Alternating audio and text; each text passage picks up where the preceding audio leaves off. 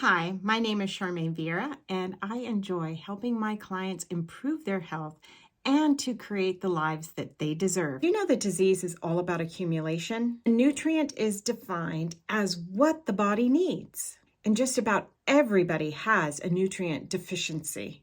A toxin is defined as what the body doesn't need. Toxic surpluses accumulate as we age, and I have found in my own life it brings imbalances in the hormones. Health is measured by our life force or our vitality on a cellular level. A discordant energy brings disease and deterioration. We compromise our life force by inflammation, and inflammation is dictated by imbalances such as stress, antibiotics, toxins, leaky gut. All of these can lead to imbalances in the large intestine and cause rapid aging, allergies, rashes, anxiety, and weight gain.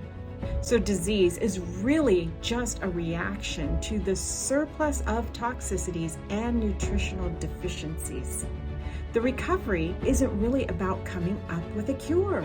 The truth is always simple, and becoming health is the answer to recovery from disease. You are invited to join me for an ultimate reboot retreat to boost your immune system and your spirit and start with a clean slate and renewed energy.